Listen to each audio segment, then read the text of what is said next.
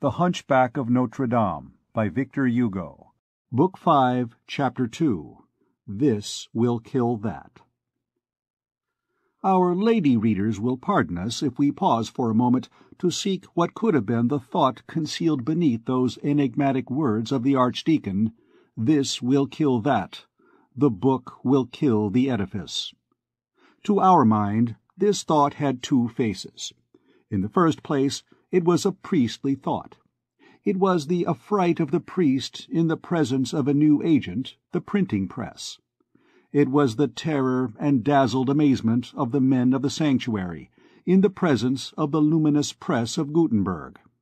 It was the pulpit and the manuscript taking the alarm at the printed word, something similar to the stupor of a sparrow which should behold the angel legion unfold his 6,000,000 wings. It was the cry of the prophet who already hears emancipated humanity roaring and swarming, who beholds in the future intelligence sapping faith, opinion dethroning belief, the world shaking off Rome. It was the prognostication of the philosopher who sees human thought, volatilized by the press, evaporating from the theocratic recipient. It was the terror of the soldier who examines the brazen battering-ram and says, "The tower will crumble." It signified that one power was about to succeed another power. It meant, "The press will kill the church." But underlying this thought, the first and most simple one, no doubt, there was, in our opinion, another newer one, a corollary of the first, less easy to perceive and more easy to contest, a view as philosophical and belonging no longer to the priest alone, but to the savant and the artist. It was a presentiment that human thought, in changing its form, was about to change its mode of expression, that the dominant idea of each generation would no longer be written with the same matter and in the same manner, that the book of stone, so solid and so durable, was about to make way for the book of paper, more solid and still more durable. In this connection, the Archdeacon's vague formula had a second sense. It meant, printing will kill architecture. In fact, from the origin of things down to the 15th century of the Christian era inclusive, architecture is the great book of humanity, the principal expression of man in his different stages of development, either as a force or as an intelligence. When the memory of the first races felt itself overloaded, when the mass of reminiscences of the human race became so heavy and so confused that speech, naked and flying, ran the risk of losing them on the way, men transcribed them on the soil in a manner which was at once the most visible, most durable, and most natural. They sealed each tradition beneath a monument. The first monuments were simple masses of rock, which the iron had not touched, as Moses says. Architecture began like all writing. It was first an alphabet. Men planted a stone upright, it was a letter, and each letter was a hieroglyph, and upon each hieroglyph rested a group of ideas, like the capital on the column. This is what the earliest races did everywhere, at the same moment, on the surface of the entire world. We find the standing stones of the Celts in Asian Siberia, in the pampas of America. Later on, they made words. They placed stone upon stone. They coupled those syllables of granite and attempted some combinations. The Celtic dolmen and cromlech, the Etruscan tumulus, the Hebrew galgal are words. Some, especially the tumulus, are proper names. Sometimes even, when men had a great deal of stone and a vast plain, they wrote a phrase. The immense pile of Karnak is a complete sentence. At last they made books. Traditions had brought forth symbols, beneath which they disappeared like the trunk of a tree beneath its foliage. All these symbols in which humanity placed faith continued to grow, to multiply, to intersect, to become more and more complicated. The first monuments no longer sufficed to contain them. They were overflowing in every part. These monuments hardly expressed now the primitive tradition, simple like themselves, naked and prone upon the earth. The symbol felt the need of expansion in the edifice. Then architecture was developed in proportion with human thought. It became a giant with 1,000 heads and 1,000 arms, and fixed all this floating symbolism in an eternal, visible, palpable form. While Daedalus, who is force, measured, while Orpheus, who is intelligence, sang, the pillar, which is a letter, the arcade, which is a syllable, the pyramid, which is a word, all set in movement at once by a law of geometry and by a law of poetry, grouped themselves, combined, amalgamated, descended, ascended, placed themselves side by side on the soil, ranged themselves in stories in the sky, until they had written under the dictation of the general idea of an epoch those marvelous books which were also marvelous edifices. The pagoda of Eklinga, the Ramesseum of Egypt, the Temple of Solomon. The generating idea, the Word, was not only at the foundation of all these edifices, but also in the form. The Temple of Solomon, for example, was not alone the binding of the Holy Book, it was the Holy Book itself.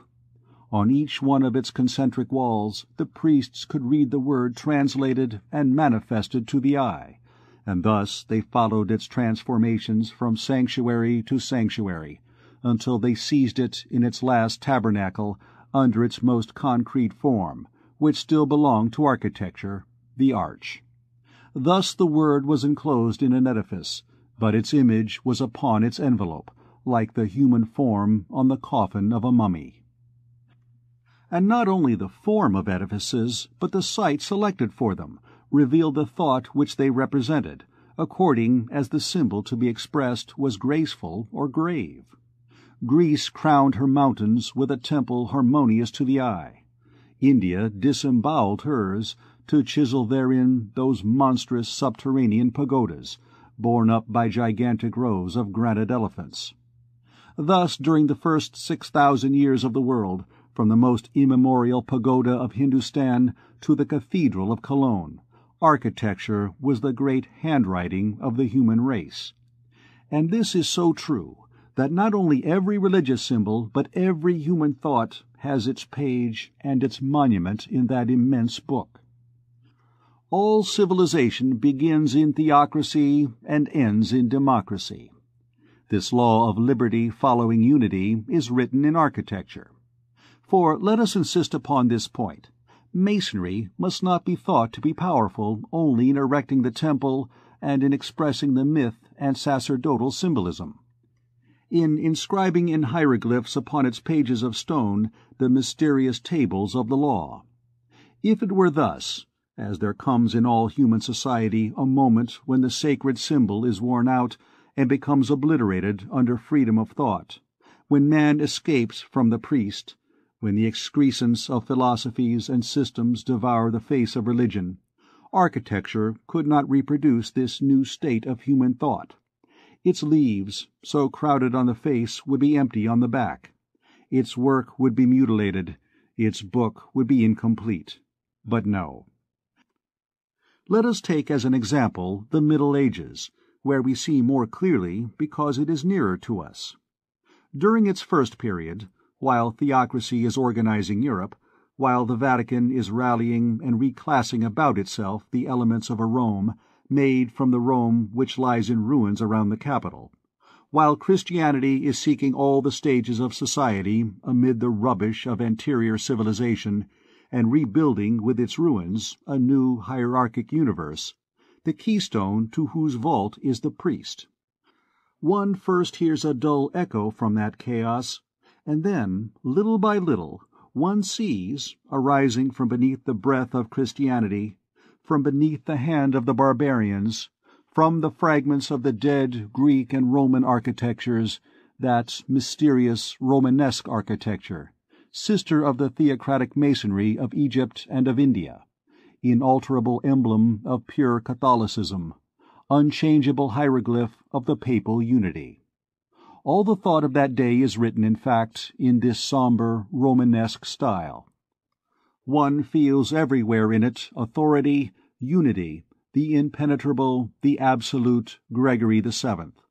Always the priest, never the man. Everywhere caste, never the people. But the Crusades arrive. They are a great popular movement, and every great popular movement, whatever may be its cause and object, always sets free the spirit of liberty from its final precipitate. New things spring into life every day. Here opens the stormy period of the Jacqueries, Pragueries, and Leagues.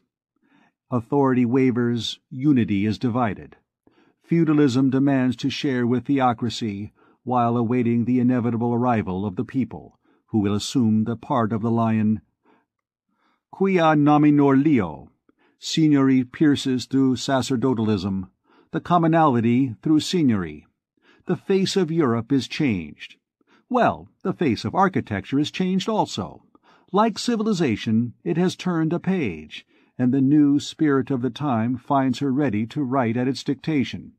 It returns from the Crusades with the pointed arch, like the nations with liberty.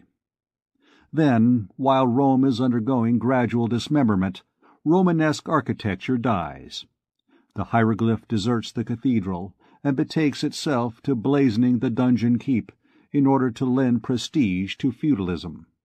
The cathedral itself, that edifice formerly so dogmatic, invaded henceforth by the bourgeoisie, by the community, by liberty, escapes the priest and falls into the power of the artist. The artist builds it after his own fashion. Farewell to mystery, myth, law. Fancy and caprice, welcome.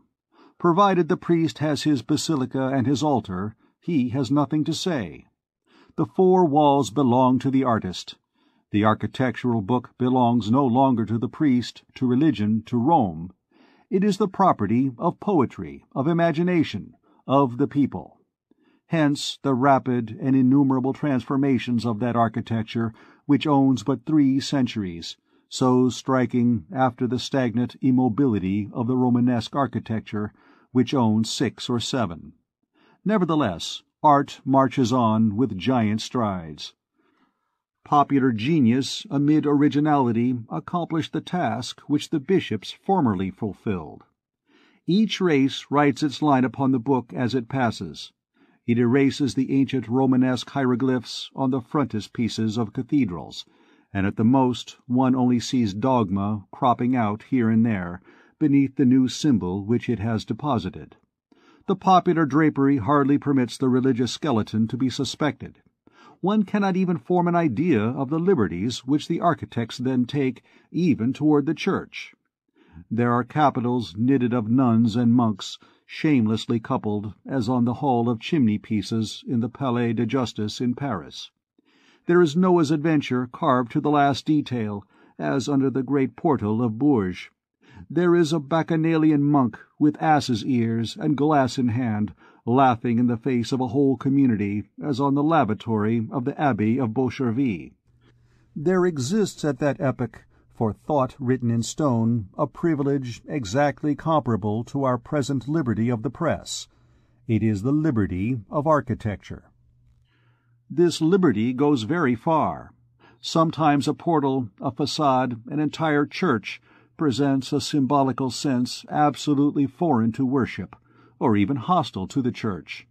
In the 13th century, Guillaume de Paris and Nicolas Flamel in the 15th wrote such seditious pages. Saint-Jacques de la Boucherie was a whole church of the opposition. Thought was then free only in this manner. Hence it never wrote itself out completely except on the books called edifices. Thought, under the form of edifice, could have beheld itself burned in the public square by the hands of the executioner, in its manuscript form, if it had been sufficiently imprudent to risk itself thus. Thought, as the door of a church, would have been a spectator of the punishment of thought as a book, having thus only this resource, masonry, in order to make its way to the light, flung itself upon it from all quarters. Hence the immense quantity of cathedrals which have covered Europe. a number so prodigious that one can hardly believe it even after having verified it. All the material forces, all the intellectual forces of society converge towards the same point: architecture.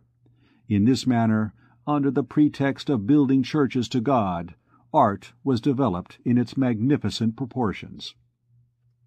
Then whoever was born a poet became an architect. Genius, scattered in the masses, repressed in every quarter under feudalism as under a testudo of brazen bucklers, finding no issue except in the direction of architecture, gushed forth through that art, and its Iliads assumed the form of cathedrals. All other arts obeyed, and placed themselves under the discipline of architecture. They were the workmen of the great work. The architect, the poet, the master, summed up in his person the sculpture which carved his facades, painting which illuminated his windows, music which set his bells to pealing, and breathed into his organs. There was nothing down to poor poetry, properly speaking, that which persisted in vegetating in manuscripts, which was not forced, in order to make something of itself, to come and frame itself in the edifice in the shape of a hymn or of prose. The same part, after all, which the tragedies of Aeschylus had played in the sacerdotal festivals of Greece, Genesis in the Temple of Solomon. Thus, down to the time of Gutenberg, architecture is the principal writing, the universal writing. In that granite book, begun by the Orient, continued by Greek and Roman antiquity, the Middle Ages wrote the last page. Moreover, this phenomenon of an architecture of the people following an architecture of caste, which we have just been observing in the Middle Ages, is reproduced with every analogous movement in the human intelligence at the other great epochs of history. Thus, in order to enunciate here only summarily a law which it would require volumes to develop, in the High Orient, the cradle of primitive times, after Hindu architecture came Phoenician architecture, that opulent mother of Arabian architecture.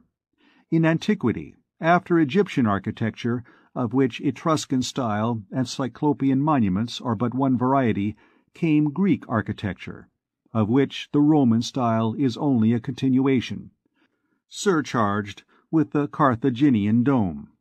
In modern times, after Romanesque architecture, came Gothic architecture.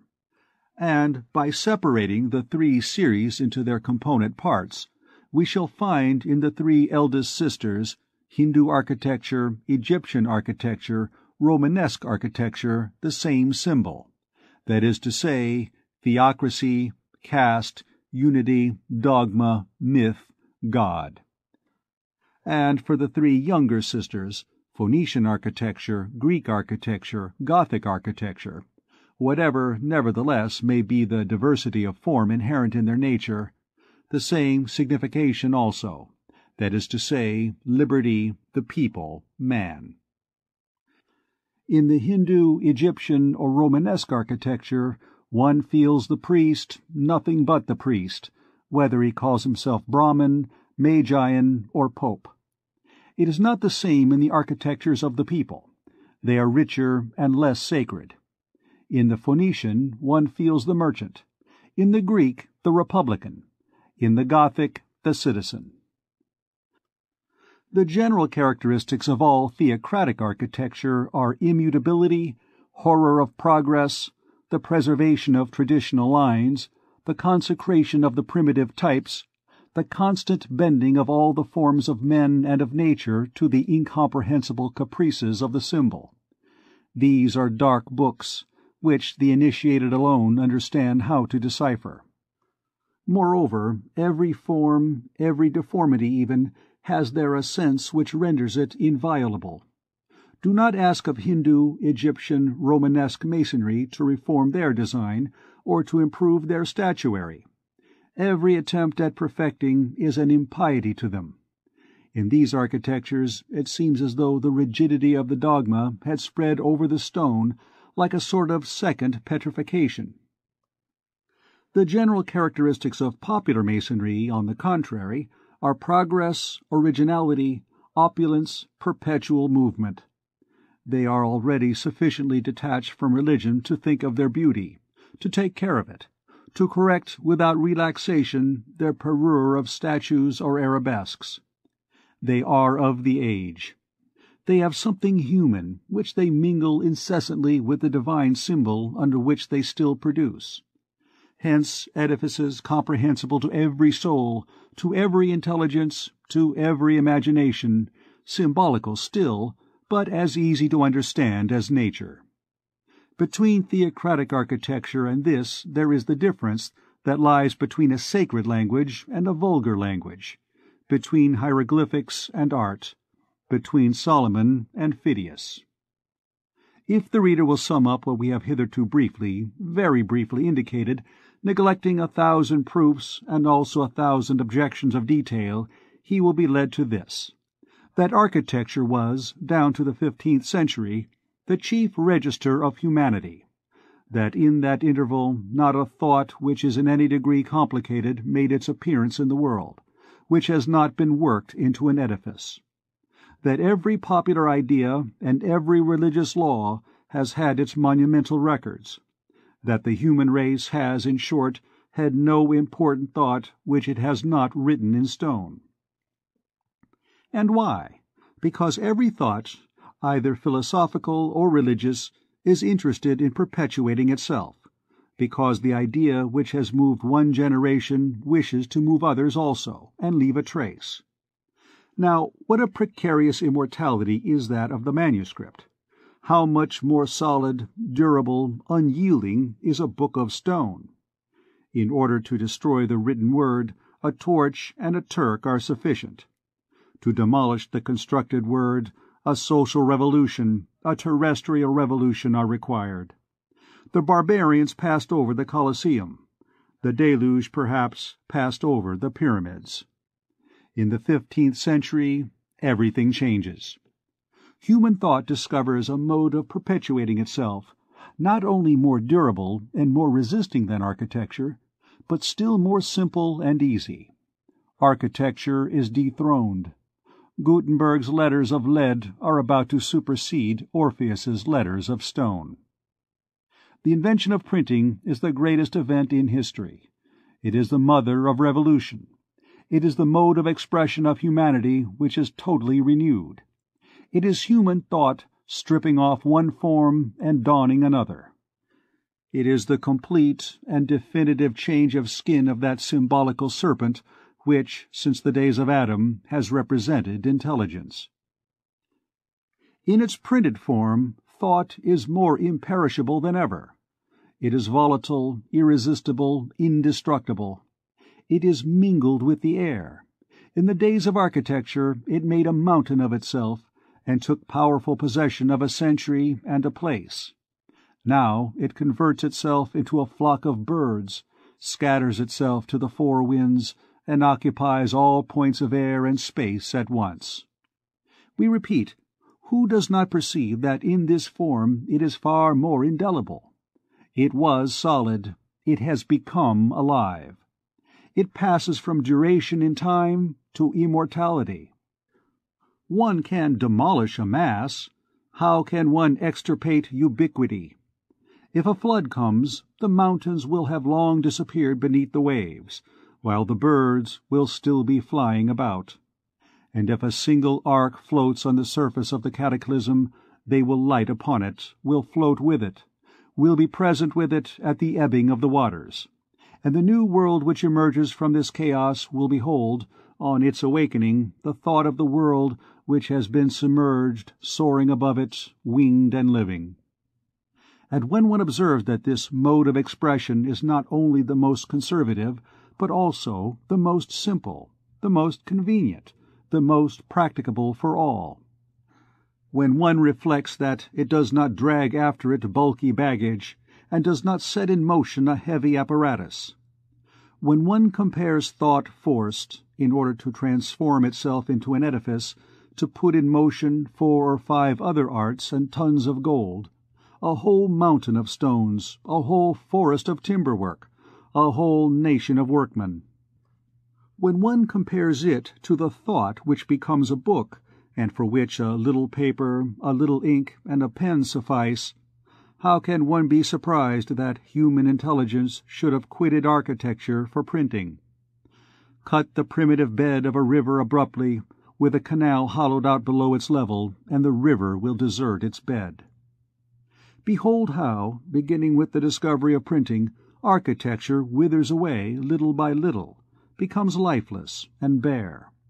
How one feels the water sinking, the sap departing, the thought of the times and of the people withdrawing from it. The chill is almost imperceptible in the 15th century. The press is, as yet, too weak, and at the most draws from powerful architecture a superabundance of life. But practically beginning in the 16th century, the malady of architecture is visible. It is no longer the expression of society. It becomes classic art in a miserable manner. From being Gallic, European, indigenous, it becomes Greek and Roman. From being true and modern, it becomes pseudo-classic. It is this decadence which is called the Renaissance.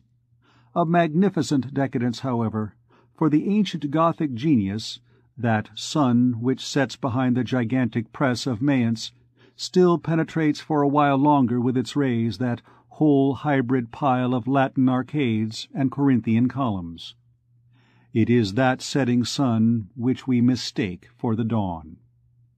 Nevertheless, from the moment when architecture is no longer anything but an art like any other, as soon as it is no longer the total art, the sovereign art, the tyrant art, it has no longer the power to retain the other arts.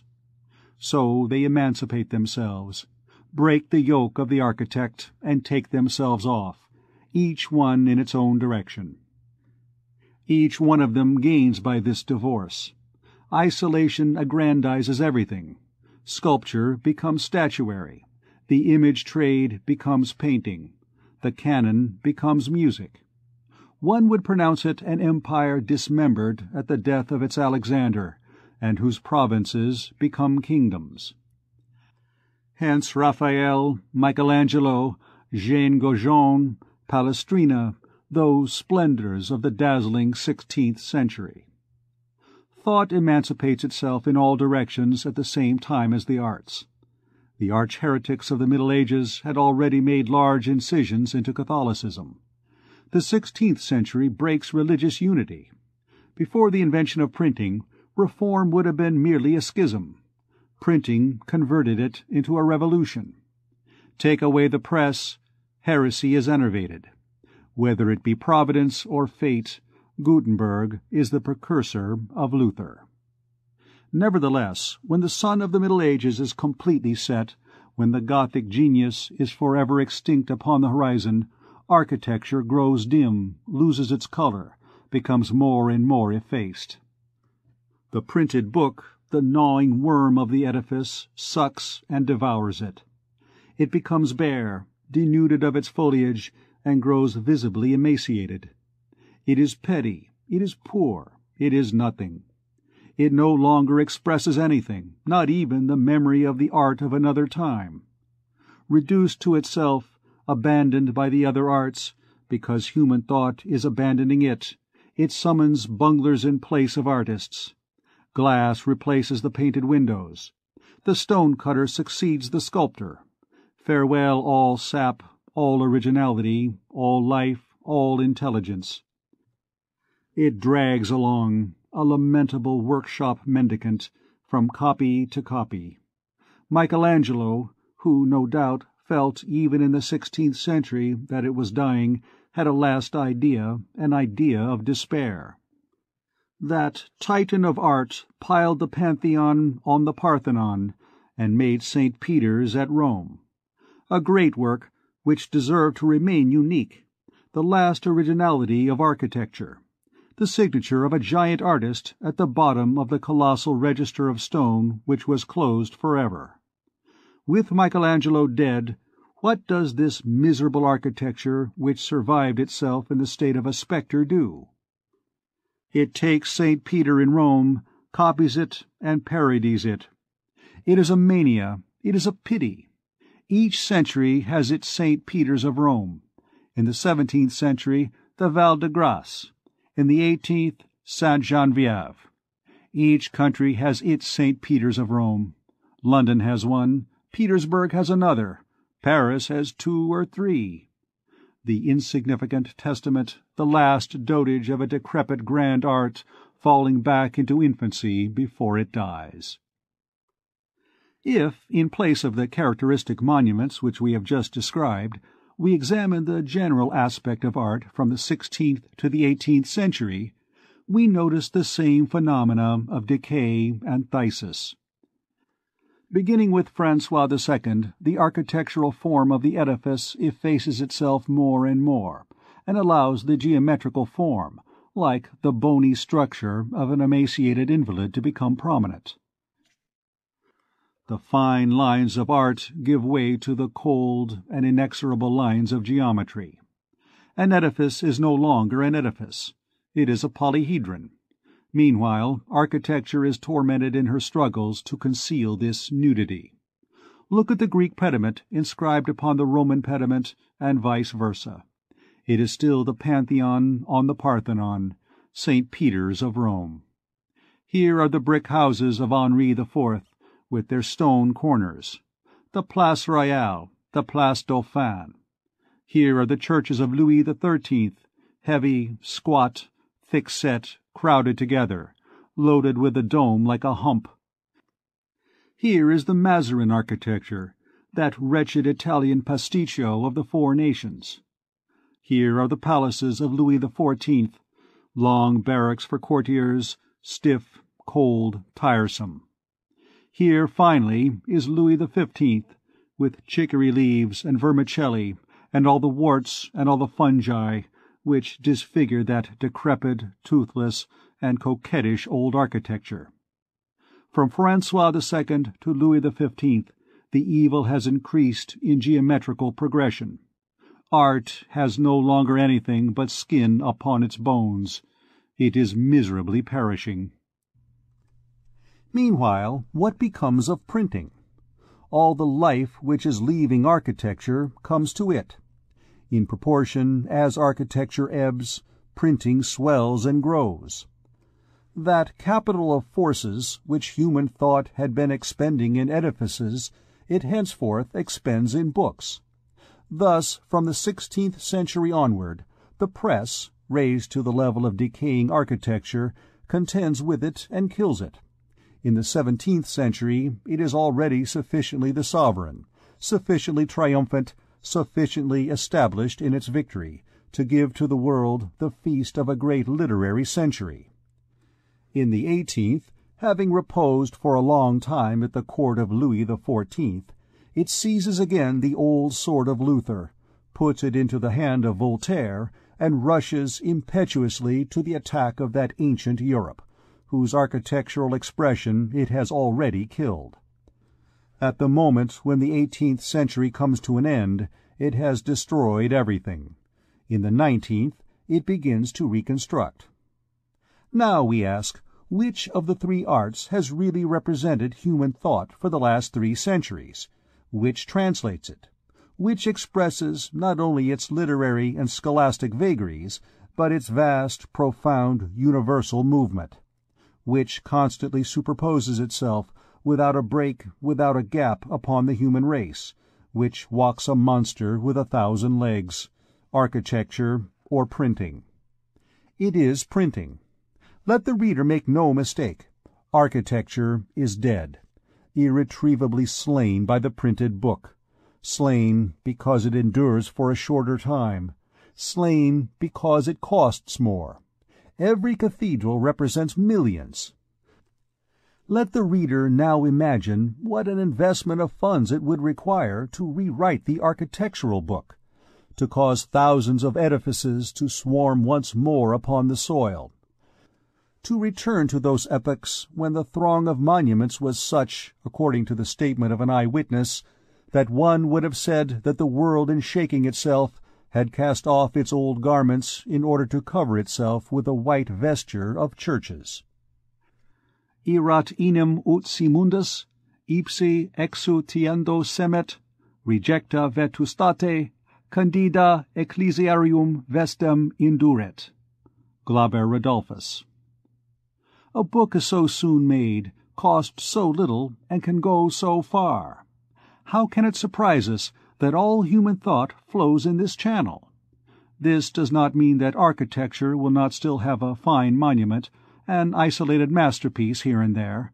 We may still have from time to time, under the reign of printing, a column made, I suppose, by a whole army from melted cannon, as we had under the reign of architecture, Iliads and Romanceros, Mahabharata and Nibelungen Lieds, made by a whole people, with rhapsodies piled up and melted together. The great accident of an architect of genius may happen in the 20th century, like that of Dante in the 13th.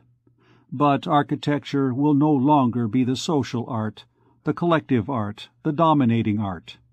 The grand poem, the grand edifice, the grand work of humanity will no longer be built, it will be printed. And henceforth, if architecture should arise again accidentally, it will no longer be mistress. It will be subservient to the law of literature, which formerly received the law from it. The respective positions of the two arts will be inverted. It is certain that in architectural epochs the poems, rare it is true, resemble the monuments. In India, Vyasa is branching, strange, impenetrable as a pagoda. In Egyptian Orient, poetry has like the edifices, grandeur, and tranquillity of line. In antique Greece, beauty, serenity, calm. In Christian Europe, the Catholic majesty, the popular naivete, the rich and luxuriant vegetation of an epoch of renewal. The Bible resembles the pyramids, the Iliad the Parthenon, Homer Phidias. Dante in the 13th century is the last Romanesque church. Shakespeare in the 16th, the last Gothic cathedral. Thus, to sum up what we have hitherto said, in a fashion which is necessarily incomplete and mutilated, the human race has two books, two registers, two testaments, masonry and printing, the Bible of stone and the Bible of paper.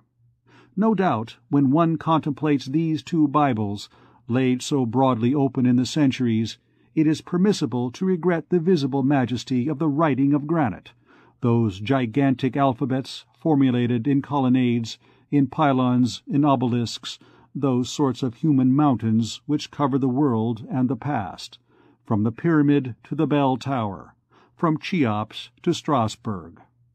The past must be reread upon these pages of marble. This book, written by architecture, must be admired and perused incessantly, but the grandeur of the edifice which printing erects in its turn must not be denied. That edifice is colossal.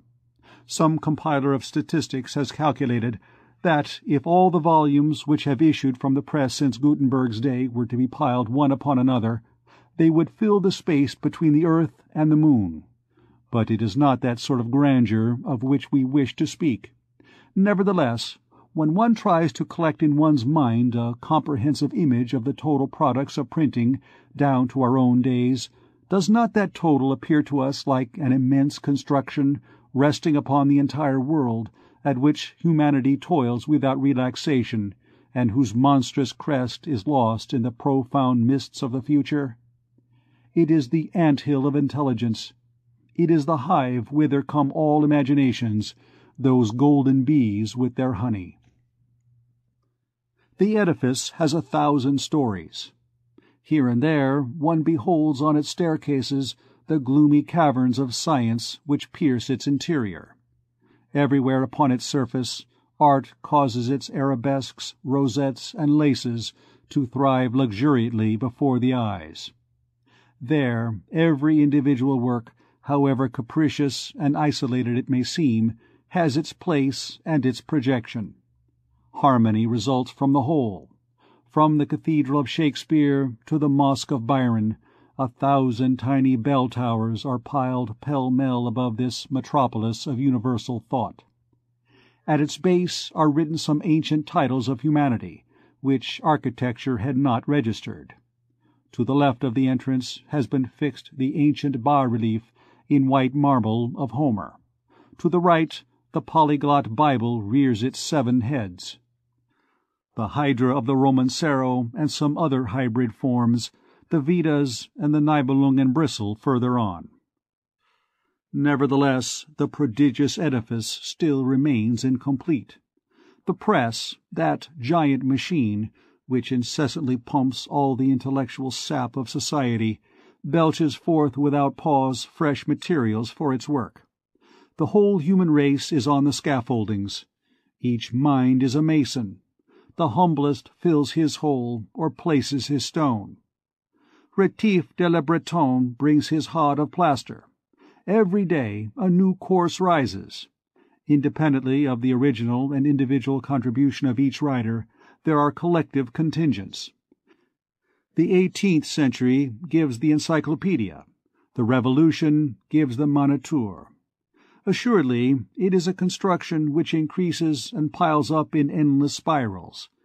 There also are confusion of tongues, incessant activity, indefatigable labor, eager competition of all humanity, refuge promised to intelligence, a new flood against an overflow of barbarians.